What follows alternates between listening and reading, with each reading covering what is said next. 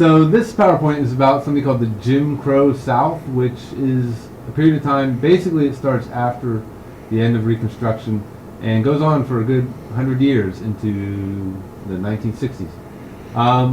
The thing that defined the Jim Crow South is segregation, racial segregation.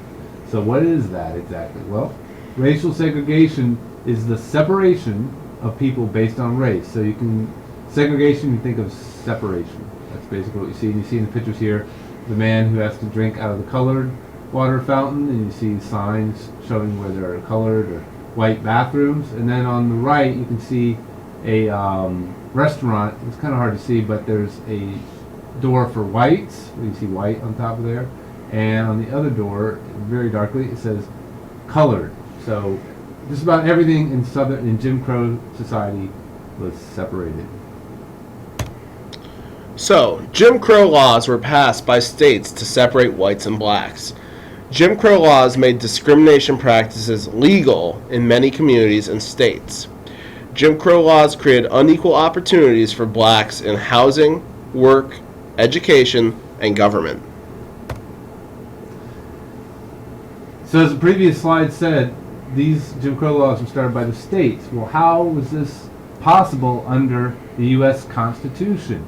Well, there was a case called Plessy v. Ferguson, so that's a court case. In 1890, a man named Homer Plessy sat in a railroad car reserved for whites. He was forced off the train. Plessy took the railroad to court, saying this was unconstitutional. You cannot do this in America. So in 1896, the U.S. Supreme Court ruled that separate facilities for different races was constitutional. So now the U.S. Supreme Court has said these laws are okay with the Constitution. So the 1896 Plessy v. Ferguson ruling established this idea of separate but equal. It said that states could legally segregate races in public places as long as the places were equal. There were equal access for both white and black. So this is a picture of the Plessy versus Ferguson issue. So now that the U.S. Supreme Court said that segregation was okay, that this was constitutional, African American leaders had to find a way to deal with this. And there were two different approaches about what was going on in the South. The first we'll talk about is a man named Booker T. Washington and his response to the Jim Crow South. Booker T. Washington was a former slave who was largely self-educated, and he believed that African Americans in should improve their lives through vocational education. So what is vocational education?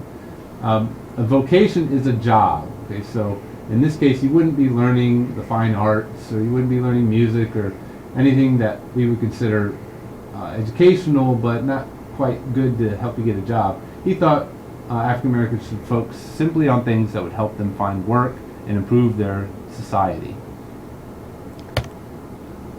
He created an institution called the Tuskegee Institute to provide vocational education to blacks. So again, trying to give blacks technical knowledge to help improve themselves. And he believed they shouldn't worry about getting their rights. He accepted social segregation between blacks and whites. He thought that's the reality of the South, and to fight it would only bring misery to African Americans. Now, not all African American leaders thought this way. A man named W.E.B. DuBois was born in the North, and he graduated from Harvard University.